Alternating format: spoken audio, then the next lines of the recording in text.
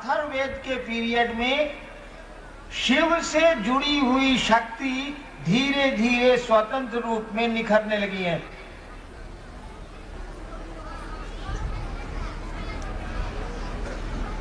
और शक्ति का स्वतंत्र रूप होता चला गया है, वह भी इंडिपेंडेंट अपना पावर रखने लगी हैं। ऐसे इतिहास बढ़ रहा है। ऋग्वेद में एक देवी का नाम आया है, यजुर्वेद में उसी देवी को कहा गया है, और शिव से जुड़ी एक देवी का नाम आया। यजुर्वेद में फिर एक देवी का नाम आता है, कहा जाता है कि ये शिव की भगिनी है, बहन है। फिर बाद में उनको उनकी पत्नी मान लिया गया है। लेकिन ये शक्ति का जो स्वरूप है स्वतंत्र रूप से निखर रहा है। शिव से इनको जुड़ा हुआ माना गया है, लेकिन धीरे धीरे जैसे जैसे समय बीत रहा है, प्राचीन भारत से हम लोग अर्वाचीन भारत की ओर चले आ रहे हैं, इधर चले आ रहे हैं, तो देखते हैं कि शक्ति का स्वरूप स्वतंत्र रूप से निखरता चला जा रहा है। उनकी स्वतंत्र पूजा की परंपरा शुरू हो गई है।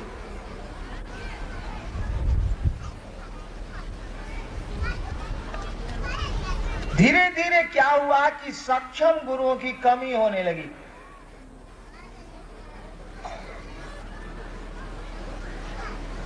तो भक्ति धारा जो चली थी सिंधु घाटी सभ्यता से, जिसको आगमिक धारा के रूप में जाना जाने लगा, वेदों के कर्म कांड से प्यार में कर्म कांड आ गया, औपचारिकताएं प्रवेश कर गई। यानी आगमिक धारा भी सिस्टम में आने लगी। प्यार तो सिस्टम जानता नहीं, प्यार प्यार है। स्वतः शिव के प्रति लोगों के प्यार की स्थिति कम होने लगी, तो प्यार पैदा करने का तरीका ढूंढा जाने लगा। प्यार पैदा करने का बहुत सुंदर तरीका इस देश में भी एक है। एक हमारे गुरु भाई ने कहा कि प्यार तो पैदा हो जाता है, किया नहीं जाता। बात बिल्कुल सही। हमारे देश में प्यार पैदा करने का एक बड़ा ही सुंदर तरीका है, बड़ा ही सुंदर प्रचलन है। हमारे यहाँ की शादियां, लड़का लड़की को नहीं जानता है, लड़की वाले लोग लड़के वाले लोगों को बिल्कुल नहीं जानते हैं। वार्ता चलती है, कथा वार्ता होती है। मिथिला में कहा जाता है कथा। मैं जब मधेपुरा में था तो मैंने इस शब्द को जाना। कथा छई, इसका मन है कि ब्याह शादी का गौप है। नहीं,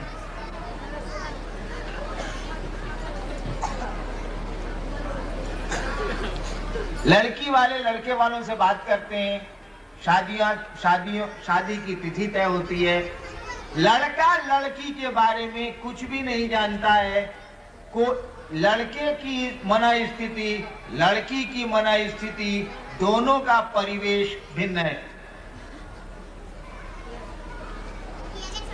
न लड़की लड़के को जानती है, न लड़का लड़के को जानता है। दोनों की स्थितियां और परिवेश भी भिन्न भिन्न है।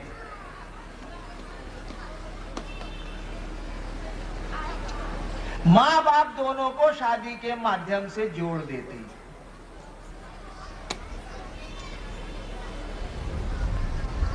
माँ बाप दोनों को शादी के विवाह के उत्सव में दोनों को जोड़ देते हैं, शादियां करा देते हैं। और शादियां इसी उद्देश्य से कराई जाती हैं कि दोनों में प्यार पनप जाएगा और जीवन की गाड़ी चलेगी। और चलती है। ढेर सारे भाई यहाँ बैठे हैं, उनको यह चिंता सता रही होगी कि हमार मेहरारू कैसन बिया, देखो हम 4 घंटा से जब बैठल बनी। या हमारी माँ बहनें सोचती होंगी कि पति ऑफिस गए हैं, अब लौट के आएंगे, खाना खाना है, अब चलना चाहिए, दोपहर का समय बीत रहा है। देखिए प्यार पनप गया, चिंता आपको सताने लगी, संवेदनाएं बढ़ने लगी, आप संवेदनशील होने लगे। शादी के माध्यम से प्यार पैदा कर दिया गया है और प्यार हो गया है। एक दिन तो लड़का लड़की को नहीं जानता था, लड़की लड़के को नहीं जानती थी, दोनों बिल्कुल एक दूसरे से अनजाने थे।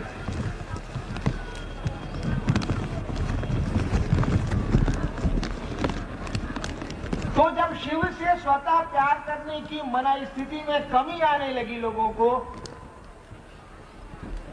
इसमें सहारा दिया वेदों के कर्म कांड में। वह आगमिक धारा भी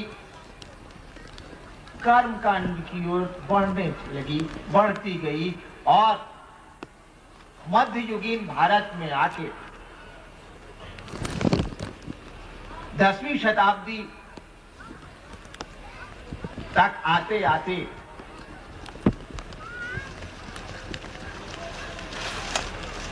आगमिक धारा जो बाद में तंत्र के नाम से जानी गई, उसको भी मजबूर होना पड़ा वेदों का वर्चस्व स्वीकार करने को। कोई उपाय नहीं बच गया।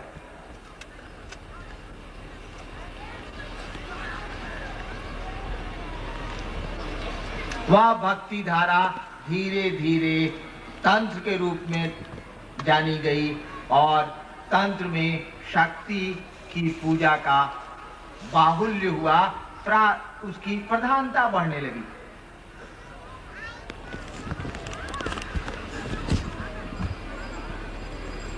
अब शक्ति को जगा के शिव से जुड़ने की प्रक्रिया प्रारंभ हो रही है और शक्ति को जगा के शिव से जुड़ने की इस प्रक्रिया का नाम तंत्र हो गया। यह आगमिक धारा ही है, आगम बाद में चल के जाना जाने लगा तंत्र के रूप में। तीनों सभी चीजें एक ही हैं, भक्ति धारा, आगम और तंत्र एक ही जमीन पर पनपे हुए फूल हैं। ये अलग अलग चीजें नहीं है। ये तंत्र प्रोडक्ट है भक्ति धारा का, आगम प्रोडक्ट है भक्ति धारा का, यानी मूल में भक्ति धारा ही है। और इसका बहुत सुंदर प्रमाण, छोड़िए इतिहास को, क्या बोलता है इतिहास, इसका बहुत सुंदर प्रमाण आपको मिलेगा। आप भारतवर्ष के तांत्रिकों की जीवन गाथा को पढ़ लें। आप इस देश में जो तांत्रिक के नाम से जाने गए हैं लोग, उनका जीवन इतिहास पढ़ लीजिए, साफ लगेगा कि यह भक्ति धारा है। भारतवर्ष के तांत्रिकों का नाम लीजिए तो जरा, जिनको हम आप जानते हैं उन्हीं को न बड़ा मानेंगे हम लोग। इधर से चलिए, वर्तमान काल से हम लोग पीछे थोड़ा सा घुस के देखें एक दो उदाहरण। रामकृष्ण परमहंस, विवेकानंद जी के गुरु, जीवन शुरू किया कर्म कांड से। शुरुआत है, प्यार पनपाने की कोशिश हो रही और आ गए कहां? बिल्कुल प्रेम में, भक्ति में। अपने शिष्य विवेकानंद को कहते हैं नोरेन मां डाकचे, नरेंद्र मां आवाज देती।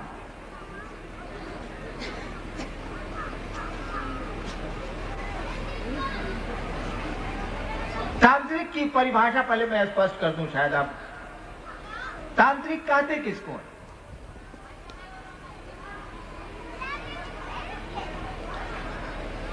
जो शिव और शक्ति से प्रेम करता है उसे ही तांत्रिक कहते हैं।